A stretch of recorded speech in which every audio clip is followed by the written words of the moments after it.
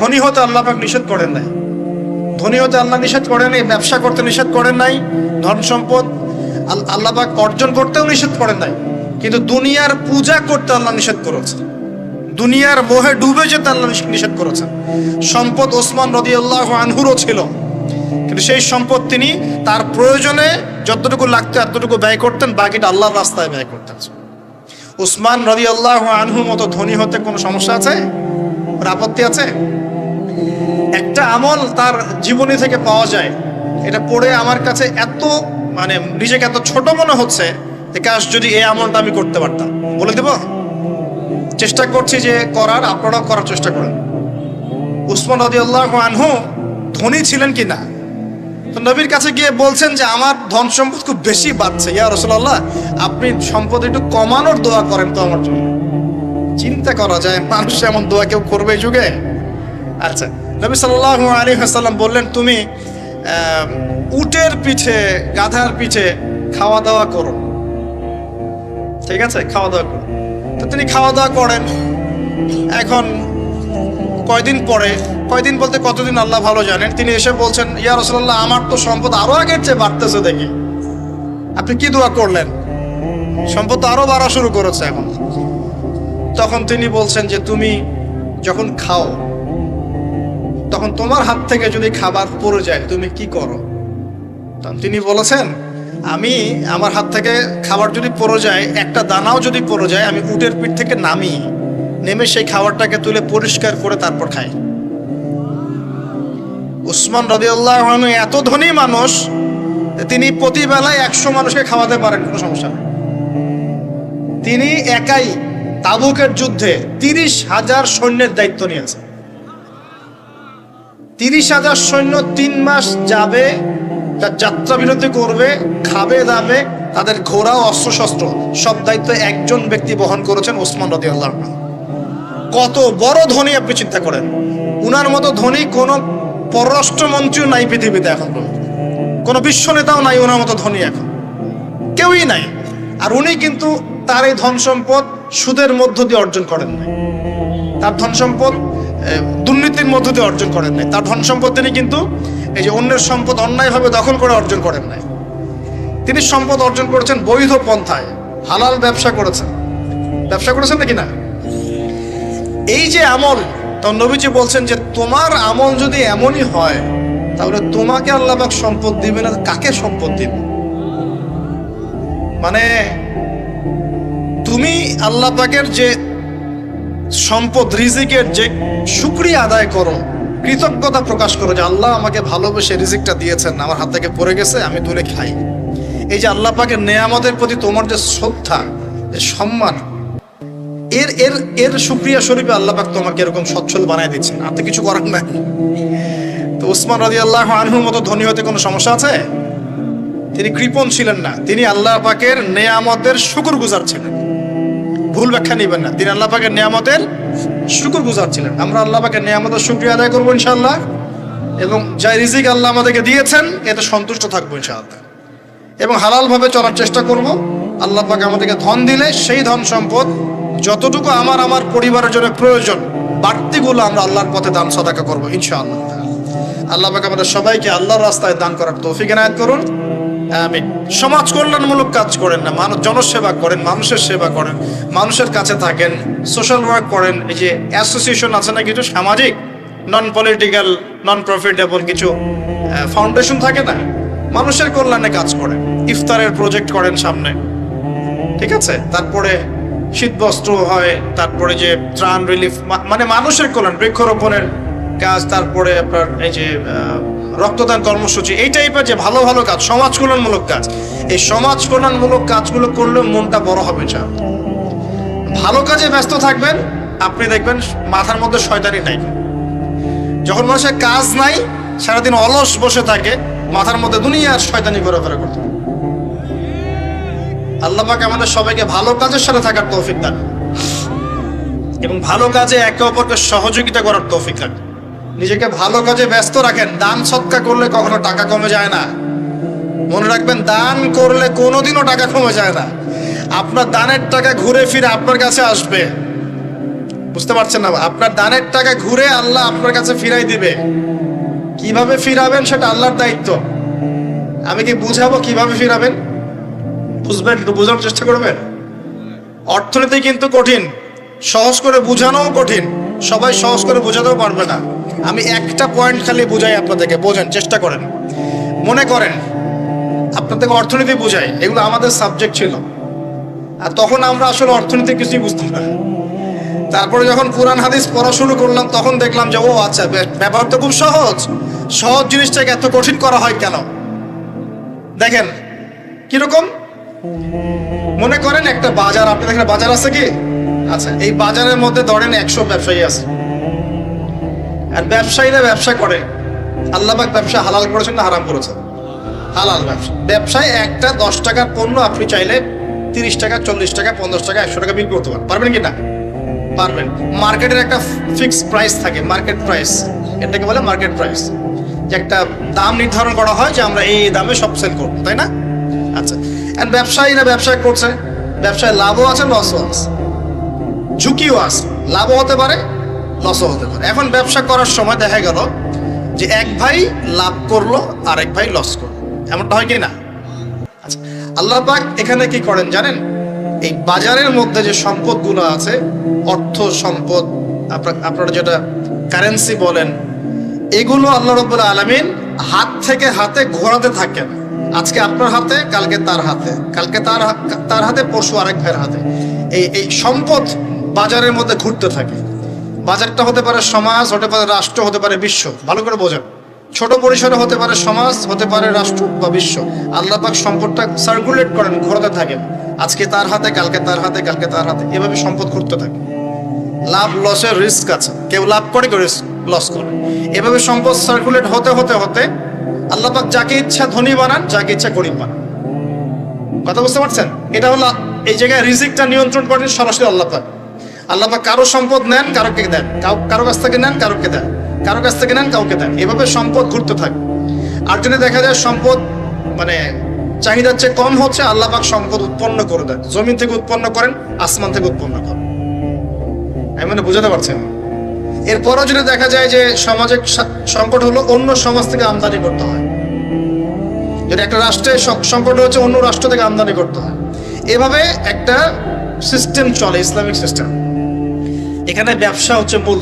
এখানে দায়িত্ব আল্লাহ নিয়ে নেন, কাউকে ধনী করবেন, কাউকে গরিব করবেন। সম্পদ ঘুরতে থাকবে, ঘুরতে থাকবে। এভাবে আল্লাহ পাক আপনার এই যে ধনী ব্যক্তি মনে করেন যে সম্পদ এখানে লাভ করেছে, এই ব্যক্তির উপর আবার যাকাত ফরজ আছে। কি আছে? যাকাত ফরজ আছে। এখন এই যখন ধনী হবে, হিসাব পরিমাণ সম্পদ আসবে, তখন এই যাকাত দিবে গরিবকে। তখন যার হাত থেকে সম্পদ চলে আসছে, ওর কাছে আবার সম্পদ ফিরে যাবে। বুঝতে পারলেন কি কিভাবে সম্পদ আল্লাহ পাক ঘোরান? এর যাকাত ছাড়াও আছে সাদাকা। সাদাকা ছাড়া সাদাকাতুল ফিতর আছে, অনুদান আছে, এবং নরমালি আল্লাহ পাক কিন্তু সদকা করতে উৎসাহিত করেন। এইভাবে একটা ইকোনমিক সিস্টেম চলতে থাকে, ছোট বা বড় পরিসরে। এইভাবেই মদিনার টিকে ছিল, এভাবেই মদিনার ইকোনমিক সিস্টেম চলতো নবী সাল্লাল্লাহু আলাইহি ওয়াসাল্লামের যুগে। তো সেখানে আরো একটা বিষয় এক্সট্রা ছিল যেটা এখন নাই, সেটা ছিল গনিমত। সেটা কি? রাসূল সাল্লাল্লাহু আলাইহি ওয়াসাল্লাম সাহাবীরা বিভিন্ন যুদ্ধ এবং জিহাদ করতেন কি না? না, তারা তো এগুলো করতেন না। ঘর মসজিদে বসে খালি সুবহানাল্লাহ পড়তেন। হ্যাঁ নাকি? বদর উহুদ তো হয়নি ইসলামে, হয়েছে? বদর উহুদ বলে কোনো যুদ্ধ হয়েছে নাকি? এগুলো বললে তো দেখা যাবে বাপরে বাপ, অবস্থা খারাপ।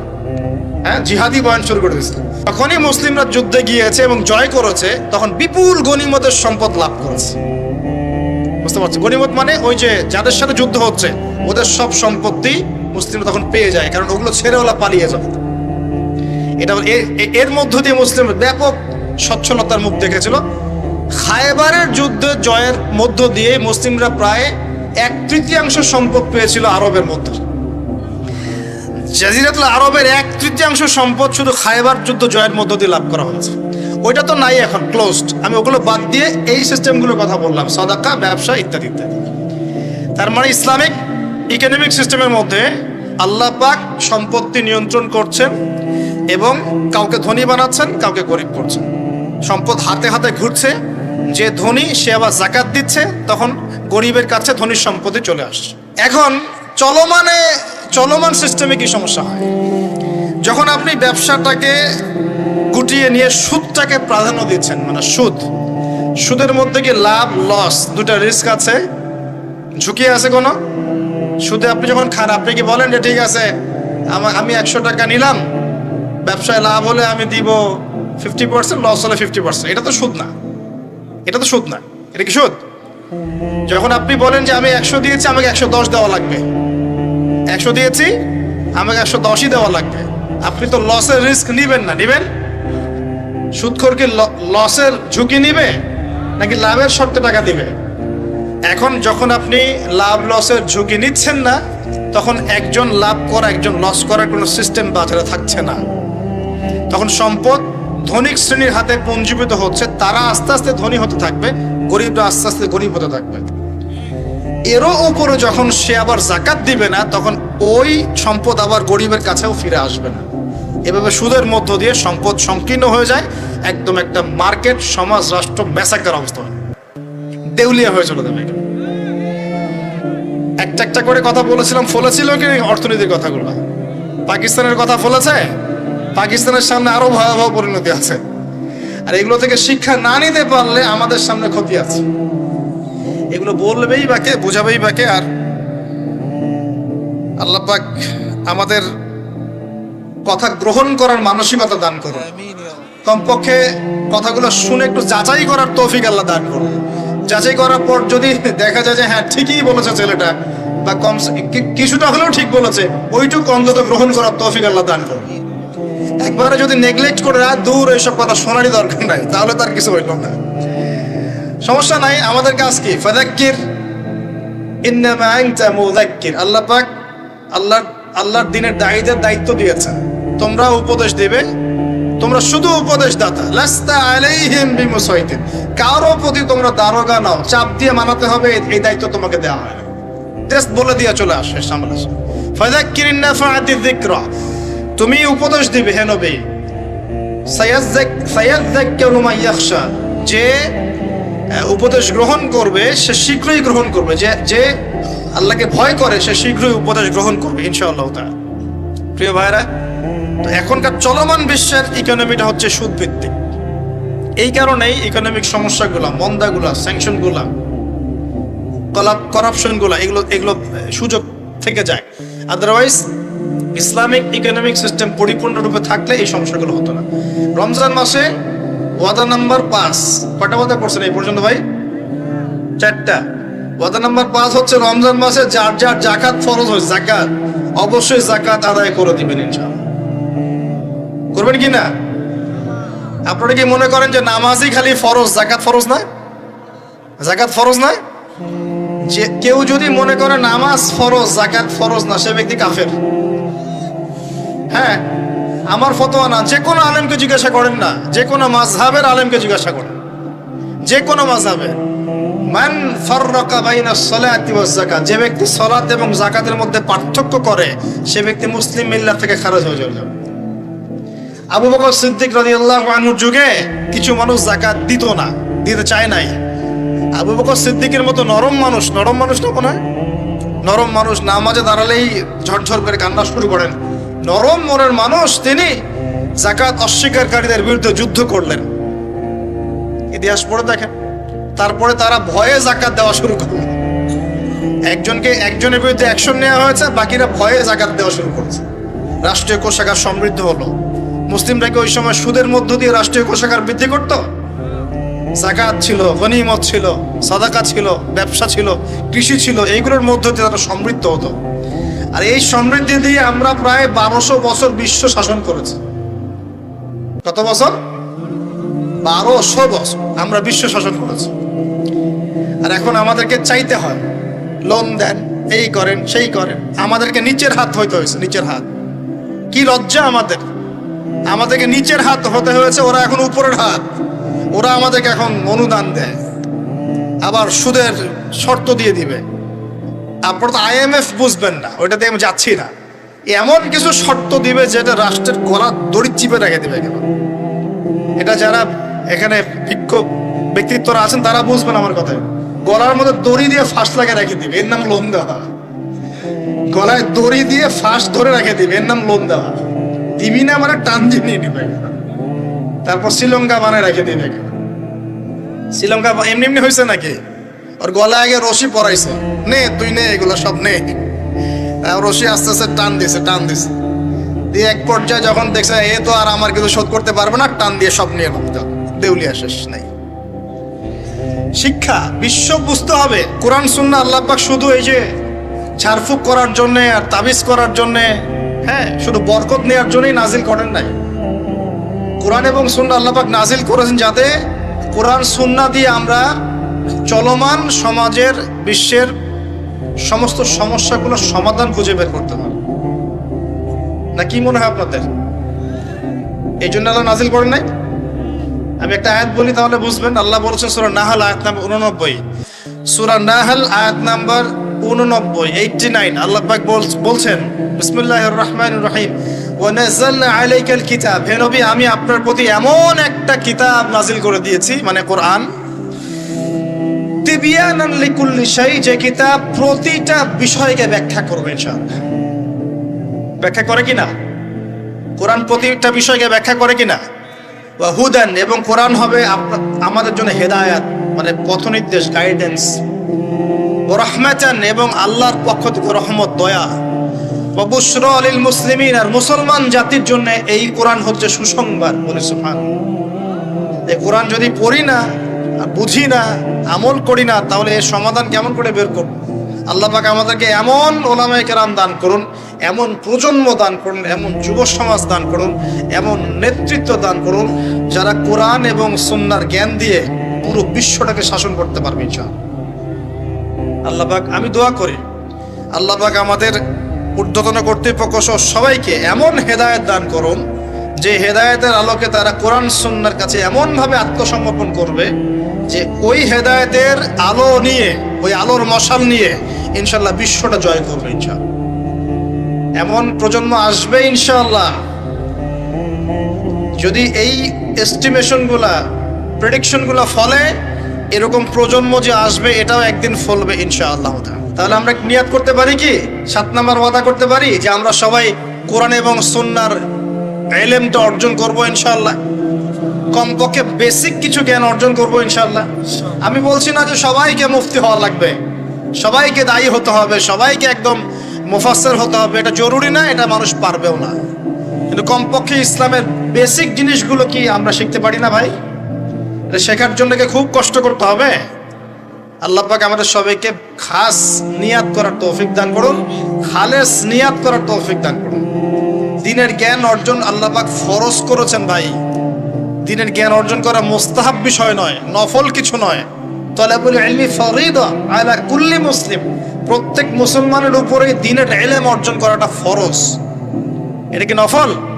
আমরা নিজেরা অর্জন করব, আমাদের সন্তানদেরকে শেখাবো, মা বোনদেরকেও শেখাবো ইনশাআল্লাহ। মা বোনদেরকে শেখানো লাগবে না ভাই? খালি চুলাই ঠেলবে সারা জীবন? নাকি দ্বীনের কিছু জ্ঞান অর্জন করাতে হবে? নাকি করাতে হবে না?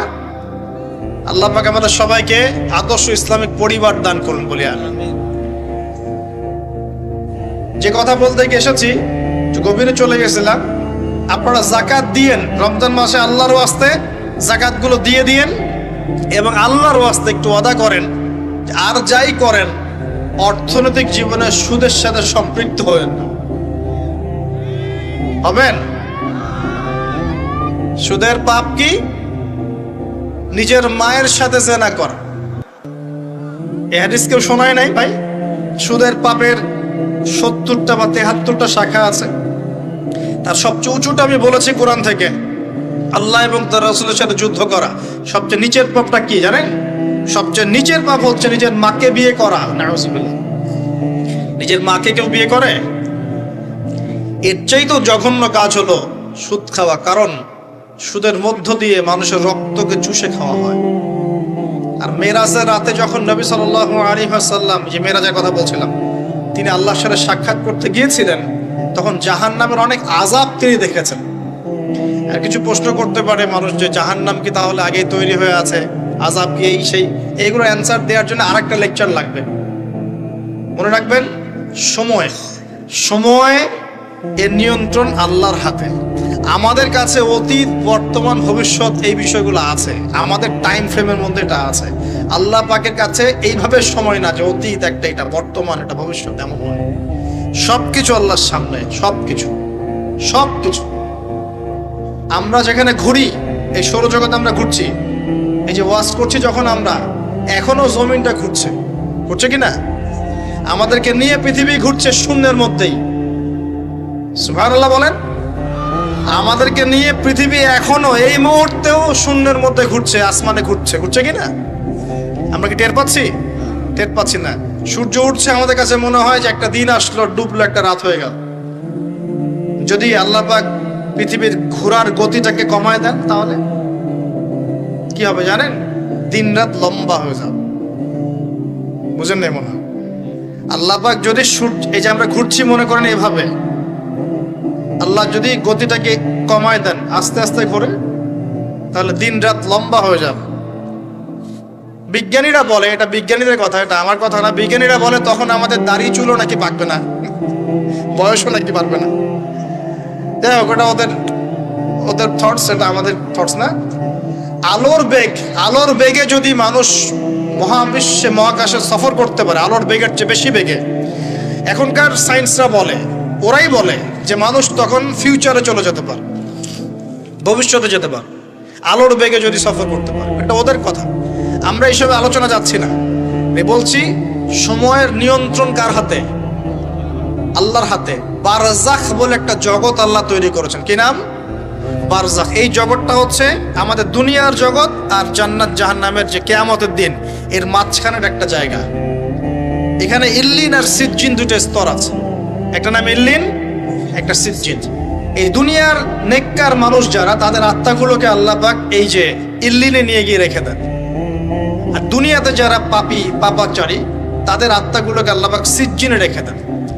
এই যে কবরের যে আযাব, যে আমরা একটা কথা বলি, এটা আযাব বলে রুহের আযাব। কিসের আযাব? রুহ। দেহ তো আপনার নাই ওখানে, দেহ আছে? দেহ তো পচে গেছে, গলে গেছে, তাহলে আযাবটা কিসের? রুহে। বুঝাচ্ছি, আমি এই পড়াশোনাটা করেছি ইমাম গাজ্জালী রাহিমাহুল্লাহর বই থেকে। এত গভীর লেখা, ধরতে গেলেও মনে হয় যে একটা লাইন 10 বার পড়তে হচ্ছে। একটা এক্সাম্পল দিয়ে তিনি বোঝাচ্ছেন এভাবে। তিনি বলছেন এটা একটা উদাহরণ মাত্র, এটাই প্রকৃত ব্যাখ্যা না, একটা উদাহরণ মাত্র। বোঝানোর চেষ্টা করছেন তিনি এভাবে যে আমরা যখন ঘুমাই, অনেকে ভালো স্বপ্ন দেখেন না? ভালো স্বপ্ন দেখে আপনার কাছে ভালো লাগছে, খুব মজা লাগছে না? স্বপ্নের মধ্যে আপনি কি ভালো ফিল করছেন, মাশাআল্লাহ ভালো লাগছে, ঘুরছেন ফিরছেন খাচ্ছেন। যখন কোনো খুব ভালো আপনি একটা স্বপ্ন দেখেন, আপনার কিন্তু ভালো লাগে। আপনি স্বপ্নে, ঘুমন্ত অবস্থাতেই আপনি স্বপ্নে বাস্তবের ফিলিংস পাচ্ছেন, এমন হয় না? আল্লাহ পাক যদি আপনাকে স্বপ্নের মধ্যে রেখে দেন, ধরেন 1 বছর, 1.5 বছর, 2 বছর, তার 1-2 বছর আপনি স্বপ্নের মধ্যেই বাস্তবের ভালো লাগার ফিলিংসটা পেতে থাকবেন, কিন্তু আপনি ঘুমিয়ে আছেন। বাইরে থেকে আমি আপনাকে দেখছি যে আপনি ঘুমিয়ে আছেন, কিন্তু আপনি ঘুমন্ত অবস্থাতেও ভালো স্বপ্ন দেখেই ভালো ফিল করছেন। তিনি বোঝাচ্ছেন, উদাহরণ দিয়ে বোঝাচ্ছেন, এটা কিন্তু ব্যাখ্যা নয়, জাস্ট একটা বুঝাচ্ছেন উদাহরণ দিয়ে। আল্লাহ পাক যখন শহীদদের রূহগুলোকে জান্নাতে রেখে দেন, জান্নাতে তারা এইভাবে রূহগুলো ঘুরতে থাকে, ফল ফলাদি খেতে থাকে,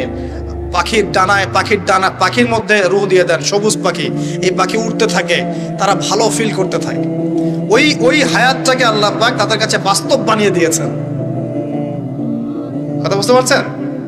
ওই হায়াতটাকে আল্লাহ পাক তাদের কাছে বাস্তব বানিয়ে দিয়েছেন। তাদের কাছে মনে হচ্ছে এটাই বাস্তব, এটাই জগৎ। আল্লাহ চাইলে করতে পারেন না? একটা ঘুমন্ত মানুষকে যদি আল্লাহ করতে পারেন, তাহলে শহীদদের ব্যাপারে করতে পারেন না? পারেন। আবার ধরেন একজন মানুষ পাপাচারী, আপনি কখনো কখনো স্বপ্ন দেখেছেন, ভয়ের স্বপ্ন, আটকে উঠছেন, শ্বাস বন্ধ হয়ে যাচ্ছে, এমন হয়নি অনেকদিন? আর হবে তো বেশি, কারণ কানে তো হেডফোন দিয়ে গান শোনেন, আর হেডফোন কানে দিয়ে ঘুমান, FM শুনতে শুনতে ঘুমান, হ্যাঁ এই কি করতে করতে ঘুমান। ঘুমানোর আগে তো দোয়া কালাম নাই, দোয়া কালাম, মাসলুম দোয়া কালাম তো নাই, সূরা মুলক নাই, সূরা বাকারা শেষের আয়াত নাই, ইত্যাদি নাই, পবিত্রতা নাই, বিছান ছাড়েন না, লাইটস অফ করেন না। আপনার সুন্নত মাফিক তো ঘুমাচ্ছি না আমরা। ঘুমানোর কতগুলো সুন্নত জানেন? ঘুমানোরই কত সুন্নত আছে। ইস্তেঞ্জা করতে হয়, ওযু করে আসতে হয়, পারলে মেসওয়াক করে নেয়, বিছান ঝাড়তে হয়, বিসমিল্লাহ বলে লাইট অফ করতে হয়, দরজায় খিল দিতে হয়, পাত্র যদি থাকে খাবার পাত্র পানির পাত্র ঢেকে দিতে হয়, তারপরে পড়তে হয় বিছানায় গিয়ে আয়াতুল কুরসি, সূরা বাকারার শেষের 2-3টা আয়াত, সূরা ফালাক নাস ইখলাস, হাত একত্রিত করে ফু দিয়ে সারা গা মাসাহ করতে হয়। ডান কাত হয়ে আল্লাহুম্মা বিইসমিকা আমুতু ওয়া আহইয়া বলে এই যে 33 বার সুবহানাল্লাহ, 33 বার আলহামদুলিল্লাহ, 34 বার আল্লাহু আকবার পড়তে পড়তে ঘুমাতে হয়। কয়জন জানে? কয়জন? ঘুমানোর সুন্নত। ঘুমানোর আগে এখন কানে হেডফোন, ব্লুটুথ, হাবি জাবি এইসব দিয়ে যুবকরা ঘুমাচ্ছে। প্রতিটা কাজ নবীর সুন্নত মতো করার চেষ্টা করবো, আল্লাহ পাক তৌফিক দান করুন। এই যে 9 নম্বর ওয়াদা করেন, জীবনের প্রতিটা কাজ নবীর সুন্নাহ মতো করবেন। রাজি আছেন ইনশাআল্লাহ? একদম চেহারা থেকে শুরু হবে, চুল দাড়ি পোশাক আশাক থেকে শুরু হবে। আল্লাহ পাক যত উপরে নিয়ে যাবেন, আপনি যেখানেই যান নবীর সুন্নত বাস্তবায়ন করবেন ইনশাআল্লাহ তাআলা। আল্লাহ পাক তৌফিক এনায়েত করুন, বলি আমিন। মনে করেন খারাপ স্বপ্ন দেখছেন, খারাপ স্বপ্নে এখন আপনি কষ্ট পাচ্ছেন, দেখছেন যে পানিতে ডুবে যাচ্ছেন, দেখছেন যে আপনি আগুনে পুড়ে যাচ্ছেন, নাউজুবিল্লাহ, দেখছেন যে আপনি হয়তো কেউ আপনার শ্বাস গলা চিপে ধরেছে ইত্যাদি, মানে আপনি কষ্ট পাচ্ছেন। বাহির থেকে কিন্তু আমি আপনার কষ্ট বুঝতে পারবো না, পারবো? আপনি ঘুমিয়ে আছেন, ঘুমিয়ে আপনি কষ্ট পাচ্ছেন। এখন এই ঘুমন্ত কষ্টের স্বপ্নটাকে আল্লাহ পাক যদি 5 বছর লম্বা করে দেন, পারবেন কি না? আল্লাহ পাক পারেন কি না? 5 বছর ঘুমিয়ে আছেন, আপনি উঠতে পারতেছেন না।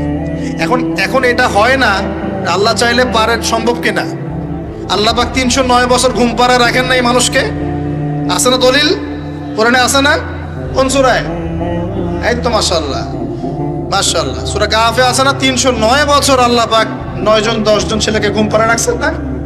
রাখছেন। তো এখন মনে করেন যে আল্লাহ পাক আপনাকে ওই কষ্টের আযাবটাকে লম্বা করে দেন, কষ্টের স্বপ্নটাকে লম্বা করে, তাহলে আপনি কিন্তু ঘুমের মধ্যে কষ্ট ফিল করবেন।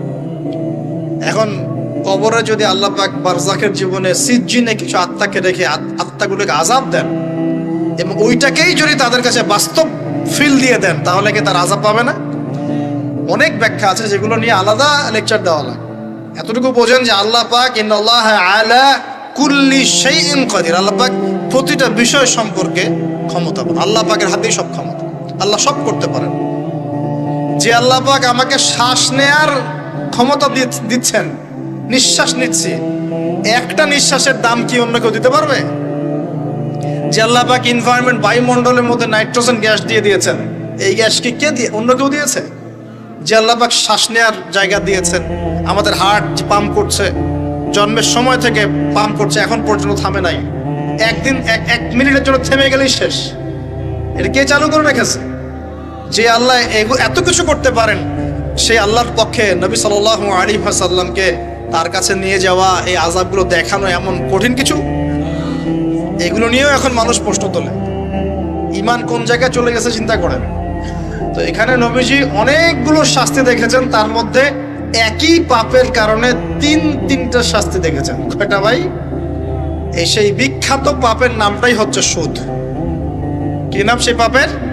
একবার দেখেছেন কিছু লোককে রক্তের নদীতে ফেলে দিয়ে মাথা ফাটিয়ে দেওয়া হচ্ছে।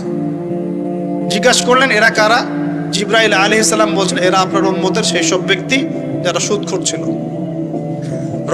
রক্তের নদী কেন? কারণ রক্ত চুষে খাইতো তারা মানুষ। মাথা কেন ফাটাই দেওয়া হচ্ছে? কারণ এই মাথা দিয়ে বলেছিল ইন্নামাল বাইউ মিসলুর রিবা, ব্যবসা সুদ একই জিনিস। এই শয়তানি মাথা থেকে বেরোছে, এই কারণে মাথা ফাটিয়ে দেওয়া হচ্ছে। আর একটা শাস্তি দেখেছেন, তারা পাথর খাচ্ছে, পাথর, বড় বড় পাথর খাচ্ছে, পিছনের রাস্তা দিয়ে পাথর বের হয়ে যাচ্ছে। জিজ্ঞাসা করলেন কাদের, কি কারণে শাস্তি দেওয়া হচ্ছে? জিবরাইল আলাইহিস সালাম বললেন এটাও সুদের কারণে। 3 নাম্বারটা দেখেছেন তিনি, যে কিছু মানুষ শুয়ে আছে আর এই পেটটা, এই বাড়ি, আমাদের বাড়ি যেমন উঁচু, বাড়ির মতো উঁচু হয়ে আছে পেটটা, আর পেটের ভিতরে অজগরের মতো বড় বড় সাপ কিলবিল কিলবিল করছে। এই 3টা শাস্তি তিনি দেখেছেন।